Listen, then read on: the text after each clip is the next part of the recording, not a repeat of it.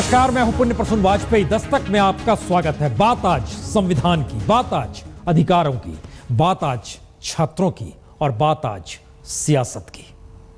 फरोशी की तमन्ना अब हमारे दिल में है, सरफरोशी की तमन्ना अब हमारे दिल में है। देखना है जोर कितना बाजू का दिल में है, वक्त आने दे बता देंगे तुझे आसमां। नबी से प्यार हमारे दिल में है, बिस्मिल्लाह का शुरुआत आज तुम। मैंने स्लोगन नहीं लगाया है, ये झूठ है। पूरी अदालत से माने तभी।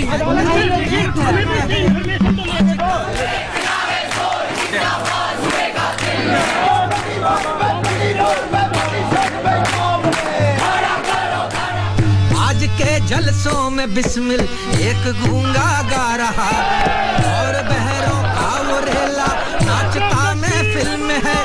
हाथ की खादी बनानी उस यूनिवर्सिटी में जैसी फसल बोगे वैसी निकलेगी, तो जैसा सिखाएंगे वैसा ही निकलेगा। जेएनयू प्रशासन जिस प्रकार लगातार इस प्रकार की घटनाओं को दबाता रहा है, इस बार ये घटना उजागर हुई है, इसलिए पूरा देश देख रहा है। वक्त आने दे बता देंगे तुझे आसमां।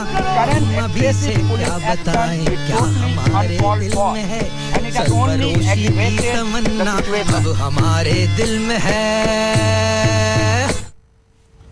कौन सा दौर है ये? किस दौर में भारत की राजनीति नहीं बल्कि छात्रों का संघर्ष और छात्र राजनीति जा रही है? क्या वो सियासत की बिसात में छात्र संघर्ष प्यादा बन गए हैं और हमें लिखना पड़ता है ध्रुवकाल का दौर है ये? इसलिए क्योंकि मौजूदा वक्त में छात्रों के सामने जो मुश्किलात है, उन मुश्किलातों से इतर अगर छात्र संघर्ष के रास्ते पर है तो एक दूसरी बिसात यह भी है कि इस दौर में छात्र राजनीति से निकलकर कोई नेता नहीं बन पा रहा है, बल्कि एक दौर में छात्र राजनीति से निकलकर नेता बने लोग अब अपनी मुट्ठी में सियासत को कैद कर चुके हैं।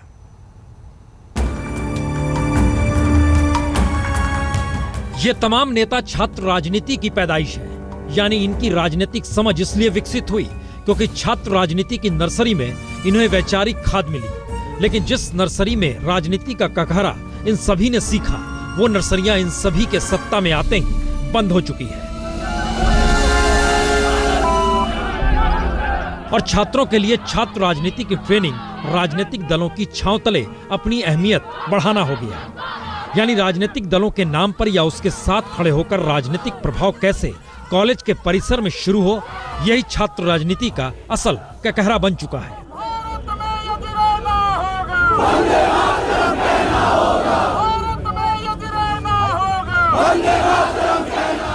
इसीलिए छात्र राजनीति छात्रों के मुश्किलात या छात्रों के नजरिए से देश की राजनीति में सुधार की जगह बिगड़ी हुई राजनीति के छांव तले खुद के कद को बढ़ाना या विस्तार देना ही हो गया है। इसी देश को गाली देना।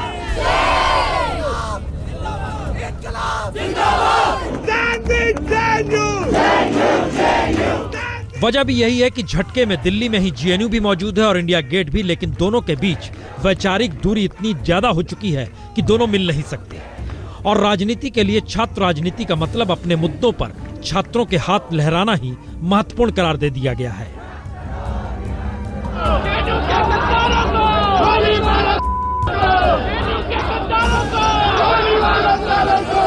जेएनयू के साथ साथ देश के सारी सड़कों पे हम ऐसे प्रोटेस्ट करने वाले हैं और यही हम मैसेज भी देना चाहते हैं कि जो पूरे देश में और इंटरनेशनल मीडिया में एक बात आई कि जेएनयू एक एंटी नेशनल हब है, तो सवाल कॉलेज से उठे और सवाल उठाने वाले छात्र ही थे। तो फिर सत्ता का मिजाज ये क्यों कहता है कि एक तरफ राजनीति इस दिशा में जा रही है जहां पर छात्र देशद्रोही लग रहे हैं, या फिर छात्रों के खिलाफ जो कार्रवाई हो रही है वो आपातकाल जैसे हालात दिखलाई देने लगे हैं। If ABVP accuses ASF for such activities, where was ABVP? Where was RSS? I would like to ask.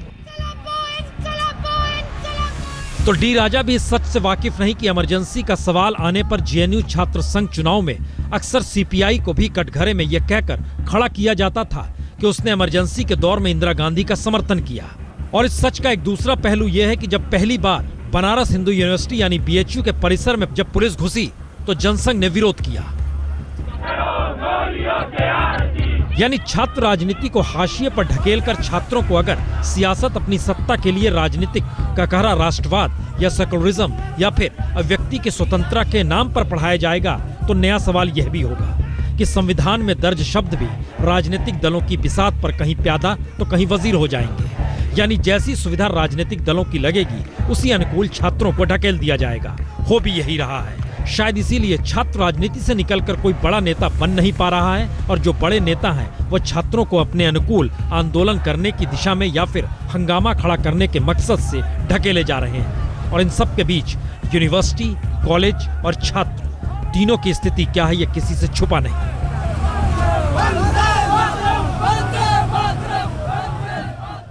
कह सकते हैं सड़क पर छात्र अगर संघर्ष के लिए उतरे, हाथ लहराएं, नारों में आवाज दें, तो ये दौर क्या वाकई ध्रुवकाल का है?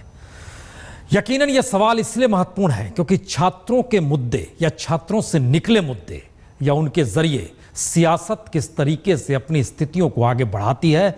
नेता कहीं से कहीं पहुंच जाते हैं और छात्रों के मुद्दे वहीं रह जाते हैं। जरा इस रिपोर्ट को देखिए। चाहे 1967 में जिक्र नक्सलबाड़ी का हो या जेपी आंदोलन का या असम आंदोलन का या फिर अन्ना आंदोलन का, छात्रों के बगैर कोई आंदोलन ना तो सफल हो सकता है, ना ही किसी मुद्दे के जरिए सत्ता डिगाई जा सकती है। इसीलिए नक्सलबाड़ी का जिक्र हो या जेपी का इंदिरा गांधी के भ्रष्टाचार के खिलाफ खड़े होकर देशव्यापी आंदोलन शुरू करने का, या फिर असम आंदोलन का जिक्र हो या 4 बरस पहले अन्ना आंदोलन की गूंज। आंदोलन के संघर्ष में छात्र जुटे और सत्ता डगमगाने लगी। कहीं दमन तो कहीं संघर्ष, और आंदोलन को विचार के तौर पर खाद कॉलेज यूनिवर्सिटी से ही मिली।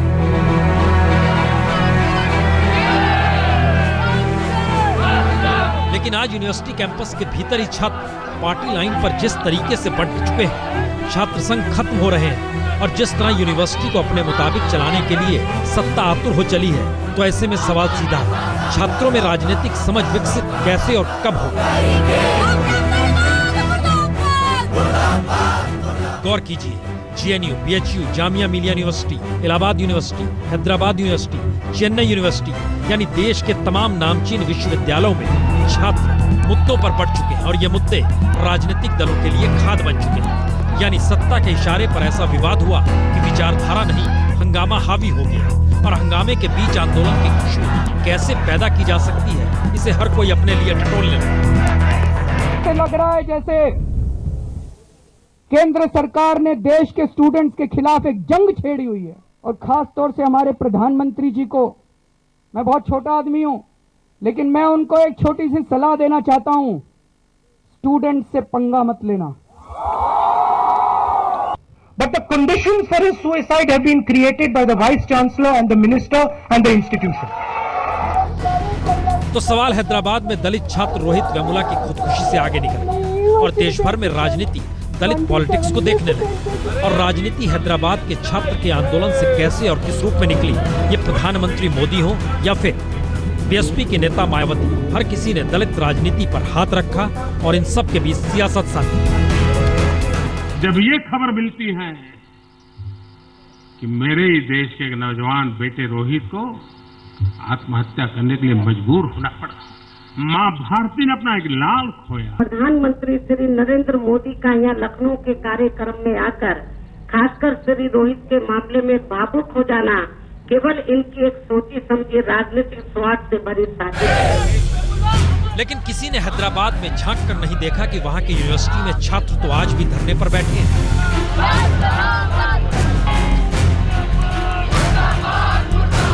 और इन सब के बीच बीएचयू में पहले प्रोफेसर संदीप पांडे को नक्सली कहकर जिस तरीके से बाहर का रास्ता दिखाया गया, तो छात्र 2 हिस्सों में बंट गए। अब प्रधानमंत्री मोदी के संत रविदास मंदिर में होने वाले प्रस्तावित दौरे को लेकर दलित छात्र संगठनों के भीतर विरोध के संकेत इस कदर मिलने लगे कि खुफिया विभाग की टीमों को विरोध करने वाले छात्र संगठनों को ट्रेस करने को कह दिया गया। यूनिवर्सिटी के बाहर लंका थाने को भी अपने लेवल पर जानकारी जुटाने की जिम्मेदारी दे दी गई। प्रधानमंत्री के दौरे के दौरान काले कपड़े और काले गुब्बारों पर विशेष नजर रखने को कह दिया। इलाहाबाद यूनिवर्सिटी में हाल में छात्र संघ चुनाव हुआ तो निर्दलीय उम्मीदवार ऋचा सिंह अध्यक्ष बनी, लेकिन योगी आदित्यनाथ को छात्र संघ उद्घाटन कार्यक्रम में बुलाने को लेकर ऐसा हंगामा मचा कि अध्यक्ष को अपने समर्थकों के संग अनशन पर बैठना पड़ा। तब योगी आदित्यनाथ का प्रोग्राम रद्द हुआ।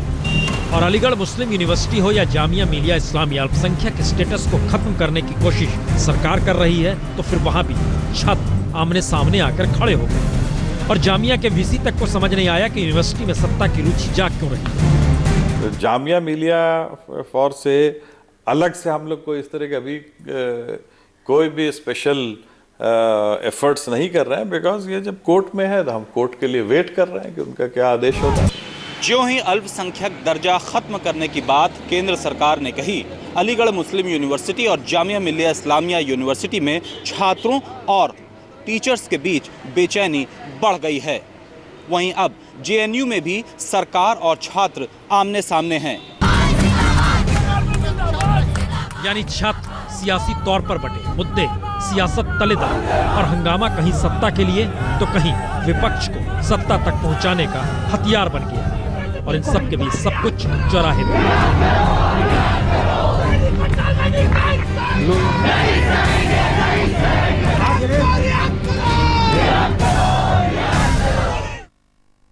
छात्रों के भीतर जो मुद्दे उठ रहे हैं, मसला सिर्फ दिल्ली या जेएनयू एक भर का नहीं है।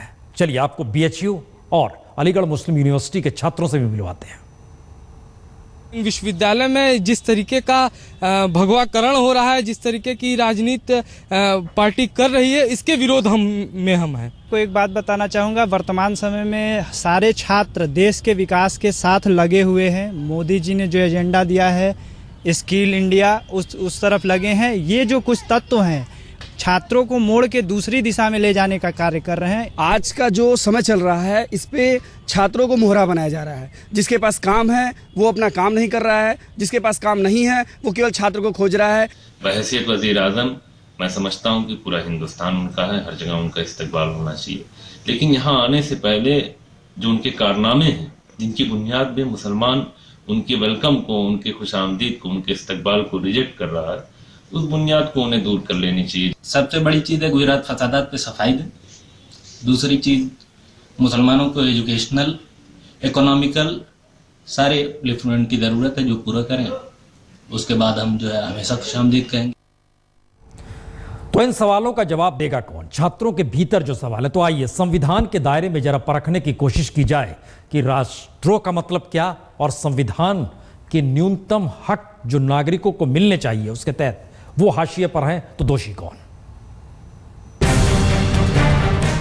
अगर कोई भी व्यक्ति सरकार विरोधी सामग्री लिखता है या बोलता है या फिर ऐसी सामग्री का समर्थन करता है या राष्ट्रीय चिन्हों का अपमान करने के साथ संविधान को नीचा दिखाने की कोशिश करता है, तो उसे आजीवन कारावास या 3 बरस की सजा हो सकती है।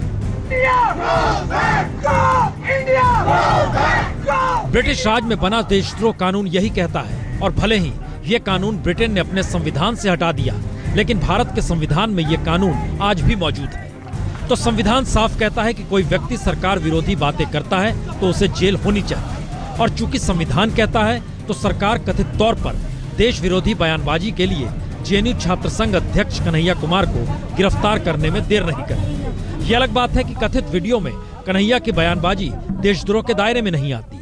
तुम्हारे पर जो एलिगेशन लगाया गया उसके ऊपर क्या कहा? झूठ है, इनके पास कोई सबूत नहीं है। मैंने स्लोगन नहीं लगाया है, ये झूठ है पूरी तरीके से। अदालत में माने तभी। लेकिन सवाल अगर संविधान के पालन करने का है तो फिर इन 4 तस्वीरों को भी देख लीजिए। संविधान देश में रहने वाले हर शख्स को न्यूनतम की गारंटी देता है, लेकिन अलवर के एक रैन बसेरे से गरीबों को खदेड़कर पुलिस वालों ने ही कब्जा कर लिया। औरंगाबाद का सरकारी स्कूल दिन में सिर्फ 2 घंटे खुलता है और यहाँ बच्चे बस्ता नहीं बस प्लेट लेकर आते हैं, क्योंकि यहाँ खाना मिल जाता है और पेट की आग से बढ़कर कुछ भी नहीं, तो फिर पढ़ाई ठप। मथुरा में स्टील फैक्ट्री में काम करते हुए मर गया तो कंपनी मालिक ने कर्मचारी की सुध नहीं ली और उसे वक्त पर इलाज तक मयस्सर नहीं हो पाया। और उदयपुर में जो हुआ उससे तो इंसानियत कांप जाए, क्योंकि यहाँ एक शव को इसलिए कब्र से निकाल दिया गया क्योंकि मारा गया शख्स उस समुदाय का नहीं था जिस समुदाय के लिए कब्रिस्तान बनाया गया था। हाँ, हॉस्पिटल नहीं ले गए हमें। हॉस्पिटल की घर से कही थी कि हॉस्पिटल में बढ़ती है, और फिर भी हम यहाँ में आए इस फैक्ट्री में ये बोला था कि तुम चलो वहीं ले चल रहे हैं हॉस्पिटल, मगर हॉस्पिटल हमको नहीं ले गए। मरने वाला इंसान वहाबी था या सुन्नी था, जब तक तहकीक नहीं थी उस वक्त तक कब्र से मुर्दा को नहीं निकालना चाहिए था। यानी संविधान के तहत लोगों को रोटी, कपड़ा, मकान और दफनाने के लिए कम से कम 2 गज जमीन मिलनी चाहिए, वह भी नहीं मिल पा रही। और देश का सच यही है कि संसद ने खाद्य सुरक्षा कानून पास कर राज्यों से कहा वह अपने राज्य में किसी भी को भी भूखा न रहने दे, लेकिन आज इस सुप्रीम कोर्ट को 15 दिन के भीतर दोबारा कहना पड़ा कि 11 राज्य इसका पालन नहीं कर रहे। तो सवाल है कि सत्ता ही संसद की अवहेलना करती है और संविधान के तहत मिलने वाले अधिकार भी कैसे मिलेंगे? तो ऐसे में संविधान की दुहाई कौन दे रहा है? क्या वो लोग देंगे जो आजादी के बाद से भी इस देश में 20 करोड़ लोग का पेट नहीं भर पा रहे, जो भूखे सोते हैं? 1 करोड़ से ज्यादा लोग रात में बिना छत के सोते हैं। देश में 12 लाख स्कूलों में मिड डे मील योजना सिर्फ इसलिए लागू है क्योंकि बच्चों का पेट भरा जा सके। और देश में हर बरस 1 लाख से ज्यादा आदमी सिर्फ इसलिए मर जाते हैं क्योंकि वो वक्त पर अस्पताल नहीं पहुंच पाते। तो सवाल संविधान का है तो फिर सियासत की बिसात पर तो संविधान भी मोरा है और सियासी चालों में देश को उलझाकर बीते 68 बरस से हर राजनीतिक दल ने राज ही किया है। तो चाहे संविधान के तहत नागरिकों को मिलने वाले न्यूनतम अधिकार भी इस दौर में बेच क्यों ना दिए गए हों, मसलन पानी तक खरीद के पीना पड़ता है। जाहिर है बहुतेरे सवाल निकल सकते हैं, लेकिन एक और सबसे बड़ा सवाल यह कि कश्मीर को लेकर नारे दिल्ली में लग रहे थे और दिल्ली में बैठी सियासत कश्मीर में इन नारों को लगाने वालों के साथ गठबंधन कर सत्ता बनाने की तैयारी कर रही है। जरा इस रिपोर्ट को देखिए। घाटी में आंसू गैस के गोले तो दिल्ली में कश्मीर को लेकर राष्ट्र विरोधी नारे। फिर कल बीजेपी के महासचिव राम माधव सरकार बनाने के रास्ते निकालने के लिए पीडीपी नेता महबूबा मुफ्ती से मिलने घाटी पहुंचेंगे। यानी सत्ता को लेकर राजनीति के 2 ध्रुव एक साथ होना चाहते हैं, ये जानते समझते हुए कि जो नारे जेएनयू में लगे उसे पीडीपी के नेता कार्यकर्ता अक्सर घाटी में लगाते हैं, लेकिन वहां कभी किसी के खिलाफ राष्ट्रों दर्ज नहीं हुआ और दिल्ली ने कभी उंगली भी नहीं उठाई, बल्कि दिल्ली तो साथ सरकार बनाने की जद्दोजहद कर रही है। जम्मू कश्मीर में पिछले 1 महीने से सरकार के गठन पे असमंजस का माहौल बना हुआ है। पीडीपी की सदर महबूबा मुफ्ती ने साफ कहा है कि वो बीजेपी से कश्मीर पर आश्वासन चाहती है। अब सवाल यह है कि आज के केंद्र के अफजल गुरु के मसले पे इतना कड़ा रुख अपनाने के बाद क्या दोनों पार्टियों का साथ आना और भी मुश्किल हो जाता है कि नहीं? तो कश्मीर में सत्ता की चाहत और दिल्ली में छात्रों के नारे, तो क्या कोई सरकार इस सच को समझ नहीं पा रही कि छात्रों में गुस्सा किस बात को लेकर है? रोजगार दफ्तर में 1.25 करोड़ बेरोजगारों के नाम दर्ज हैं। उच्च शिक्षा के लिए हर बरस 50,000 से ज्यादा छात्र दूसरे देश में चले जाते हैं। शिक्षा को लेकर सरकार ही बजट कम कर रही है। यूनिवर्सिटी को अपनी कमाई पर चलाने का निर्देश जारी है। न्यूनतम सुविधाओं से 60% शिक्षक भी मरहूम है। तो क्या छात्रों के असंतोष को समझते हुए राष्ट्रवाद तले उन्हीं के मुद्दों को अब डाइवर्ट किया जा रहा है? क्योंकि देश के आर्थिक हालातों के मापदंड अगर किसानी या औद्योगिक हालातों से इतर भी देख लें तो स्थिति वाकई बिगड़ी हुई है। इसी हफ्ते 6 बरस में सबसे बड़ी गिरावट सेंसेक्स में रही और सेंसेक्स ही क्या, सोना और रुपया भी आज तकरीबन उसी स्तर पर आ गया जहां मनमोहन सिंह ने छोड़ा था। तो क्या देश की अर्थव्यवस्था ने कोई तरक्की नहीं की या फिर देश की अर्थव्यवस्था पर उन्हीं निवेशकों का भरोसा डिग गया है जो मोदी सरकार को आधुनिक विकास के मंत्र का मसीहा मान रहे थे? बैंकों की हालत खस्ता है, एनपीए बढ़ रहा है, सरकार का सिरदर्द बन चुका है, 10 लाख करोड़ वो पार कर चुका है और रिजर्व बैंक के गवर्नर भी अब पल्ला झाड़कर इसे गवर्नेंस से जोड़ रहे हैं। यानी सरकार की ही भतपिट रही है और इन सब के बीच वित्त मंत्री को बार बार कहना पड़ रहा है निवेशक भरोसा बनाए रखें।